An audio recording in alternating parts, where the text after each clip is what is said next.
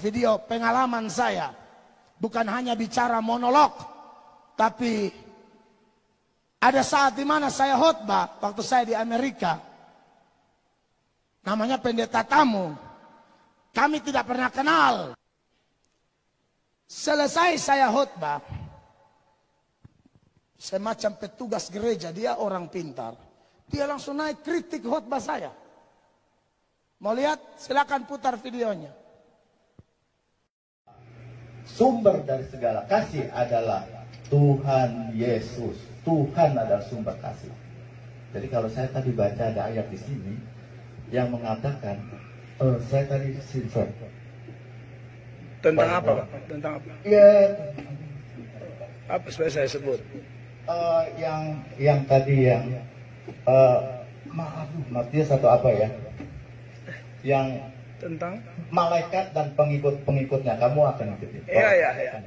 Matius 25 ayat 41. Bahwa kita kalau kita mengikuti yang maka kita akan bersama-sama dengan setan atau iblis di neraka. Betul. Dan itu pertanyaan saya adalah berarti dia terpisah dari kasih Tuhan Yesus atau bagaimana, saya tidak bisa menjawab. Gampang. Karena begitu banyak sekali ayat yang kontradiksi di sini. Gampang banget. Ya. Mau saya jawab sekarang? Boleh kalau Bapak. Oh iya, gampang banget. Di video aja. Ya, saya soalnya beliau Bapak tanya pendeta aja, saya udah jawab nggak enak ini. Jadi ayat itu sudah jelas sesuai penjelasan saya tadi bahwa kalau Yesus mati di Golgota itu, orang menerima dia berarti orang itu terlepas dari kutuk. Bisa tunjukin ayat Galatia 3 ayat 13? Saya jawab pakai ayat aja Pak ya, supaya mantap ya. Galatia 3 ayat 13 mengatakan begini. Kristus telah menebus kita dari kutuk hukum Taurat dengan jalan menjadi kutuk karena kita. Sebab ada tertulis, terkutuklah orang yang digantung pada kayu salib. Maksudnya ialah dia mati mengambil alih kutuk manusia. Amin, saudara. Kutuk gara-gara dosa.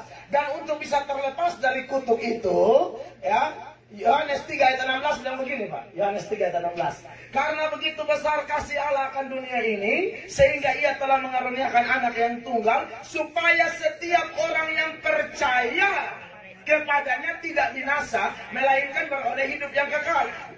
Dengan kata lain, yang percayalah yang tidak akan terpisah dari kasih Allah Pak. Yang tidak percaya ya terpisah. Itu aja sih, gampang banget. Jadi yang terpisah itu karena tidak percaya Pak. Syaratnya harus percaya. Bisa diterima? Oh iya dong. Semua ada jawaban. Minta maaf, saya melayani tanya jawab ini di Indonesia Pak. Jadi saya tahu. Yang lulus never fails itu gimana? Kasih tidak pernah gagal.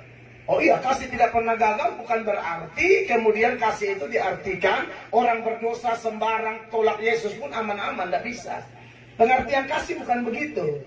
Kasih yang tidak pernah gagal itu adalah kasih kepada orang percaya Pak.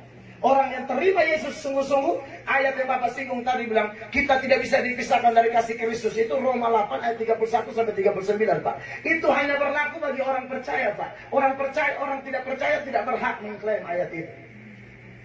Termasuk kasih tidak pernah gagal, itu pun hanya bisa diklaim oleh orang percaya. Orang tidak percaya tidak berhak mengklaim itu. Jadi bagaimana mengklaim itu? Percaya dia dong. Terima dia sungguh-sungguh dong. Kalau tolak dia ya out. Gitu Pak. Masih ada lagi Pak? Ada. Saya bingung begini Pak. Misalnya ini ada ya. Saya dalam konteks begini. Kalau misalnya dia memang tidak terkutuk atau tidak mengakui Tuhan Yesus betul. Tuhan, Ya. kalau dia masuk neraka. Betul. Harus sekarang pertanyaannya, kalau dia masuk neraka dia terpisah dengan kasih Tuhan Yesus. Betul. Nah ini. Nah lalu gampang. Kalau dia masuk di neraka situ, apakah Tuhan Yesus bisa melihat dia? Bisa melihat saya bisa buktikan ayat. Sebagai Tuhan, kalau katanya di neraka itu disiksa. Betul, disiksa. Ya. Jadi kalau dia sebagai Tuhan, apakah Tuhan punya kuasa untuk mengeluarkan mereka dari neraka? Oke, saya jelaskan Pak. Yang pertama, Allah itu bukan hanya punya kasih, Allah itu punya keadilan. Jangan salah mengenal Allah, karena Allah punya kasih, ya kasih saja. Allah punya keadilan. Neraka adalah tempat keadilannya dinyatakan. Dan selain keadilan, Allah itu punya aturan, saudara-saudara. Jadi kalau Allah sudah kasih aturan, kasih kesempatan diikut, tidak mau, tidak bisa. Jadi rule-nya Tuhan, aturannya Tuhan ialah sekali surga tetap surga, sekali neraka tetap neraka, Pak. Dari surga tidak bisa pindah ke neraka, dari neraka tidak bisa pindah ke surga. Mau ke surga atau ke neraka, keputusannya selama kita ada di dunia ini. Kalau kita tolak Yesus, pasti masuk neraka. Dan jangan harap Tuhan bawa kembali kita dari neraka ke surga. Itu sudah aturan Tuhan. Allah kita itu kasih, Allah kita itu adil, Allah kita itu suci, Allah kita punya aturan. Jangan sebut kasih saja, Pak. Salah nanti. Pengenalan akan Allah itu nggak lengkap kalau hanya menyoroti kasih, Pak. Allah itu adil loh, Pak. Begitu ya. Nahum pasal 1 ayat 3. Saya baca dulu ya buat kita. Supaya dengan pembuktian data. Ini perlu loh. Pola diri kayak begini di gereja. Kalau tidak orang salah mengerti Tuhan. Nahum pasal 1 ayat 3. Perhatikan ayat ini ya. Tuhan itu panjang sabar dan besar kuasa, tetapi Ia tidak sekali-kali membebaskan dari hukuman orang yang bersalah. Inilah Tuhan kita. Mengenal Allah jangan hanya sepotong. Tuhan itu panjang sabar lalu stop di situ. Ayatnya tidak stop di situ. Tuhan itu panjang sabar dan besar kuasa, tetapi Ia tidak sekali-kali membebaskan dari hukuman orang yang bersalah. Jadi begitu, Pak. Jangan ngomong kasihnya aja, Pak. Allah juga adil, Allah suci. Dan karena Dia suci, Dia punya aturan. Bikin dosa terpisah. Yesaya 59, Pak, ayat 1 dan 2. Biar clear kita. Yesaya 59 ayat 1 dan 2, perhatikan. Saya suka Bapak ini bertanya, apalagi Bapak menyebut nama pendeta, saya jadi tertantang gitu loh. Minta maaf, saya harus jawab ini. Perhatikan, sesungguhnya tangan Tuhan tidak kurang panjang untuk menyelamatkan dan pendengarannya tidak kurang tajam untuk mendengar. Ayat yang kedua, tetapi yang merupakan pemisah antara kamu dan Allahmu ialah segala kejahatanmu, dan yang membuat Dia menyembunyikan diri terhadap kamu sehingga Ia tidak mendengar ialah segala dosamu. Jadi kalau ada dosa harus terima Dia supaya aman. Kalau tidak terima Dia pasti disiksa. Dan waktu disiksa, anak domba atau Tuhan Yesus hanya nonton, Pak. Mana ayatnya? Tolong Wahyu 14. Mulai ayat 9, biar clear kita. Yesaya lagi. Wahyu 14 mulai ayat 9. Wahyu 14 ayat 9. Saya rasa ini perlu saling melengkapi, dan saya rasa Bapak ini bertanya tulus. Dan kita harus saling menguatkan ya. Perhatikan. Dan seorang malaikat lain, malaikat ketiga, menyusul mereka dan berkata dengan suara nyaring, jikalau seorang menyembah binatang dan patungnya itu dan menerima tanda pada dahinya atau pada tangannya, ini pasti antikris. Ini orang-orang kurang ajar yang tidak memanfaatkan kasih Allah, malah ikut antikris. Ya sesuai aturan Tuhan dong. Kalau kau ikut kau habis, kan begitu. Kalau kau ikut Tuhan kau diberkati, selesai. Ayat 10. Maka ia akan minum dari anggur murka Allah yang disediakan tanpa campuran dalam cawan murkanya. Ingat Bapak Ibu, murka Allah selalu, semua dosa itu mendatangkan murka Allah.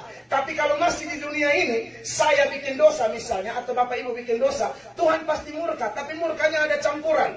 Campuran belas kasihan, campuran pengampunan ketika kita mau datang kepadanya. Tapi kalau sudah di neraka, aturannya udah tidak bisa. Itu sama seperti ujiannya tanggal 20 Mei, saudara belajar 25 Mei, ya salah. Ujiannya udah lewat. Gitu loh. Perhatikan ya. Dan ia akan disiksa dengan api dan belerang di depan siapa? Mata malaikat-malaikat kudus dan di depan mata anak domba. Tuhan Yesus melihat penyiksaan itu. Jadi singkatnya, kalau kita anak Tuhan, terima Dia sungguh-sungguh. Makanya ayat 12 dia bilang begini, langsung ayat 12. Yang penting di sini ialah ketekunan orang-orang kudus yang menuruti perintah Allah dan iman kepada Yesus. Nah, yang tadi kan tidak mau ikut Yesus, makanya hancur. Begitu. Jadi mari kita bertobat, jangan hidup sembarang, nanti pasti masuk neraka. Dan kalau masuk neraka jangan kasih salah Tuhan. Tuhan sudah kasih aturan, sudah utus pengkhotbah, sudah utus pembicara, ada Alkitab, taat dong. Jadi maksud saya Bapak Ibu, bicara tentang mempertanggungjawabkan iman, bagaimana saya dan saudara bisa bertanggung jawab kalau Anda tidak hafal ayat. Kita harus mempertanggungjawabkan iman kita.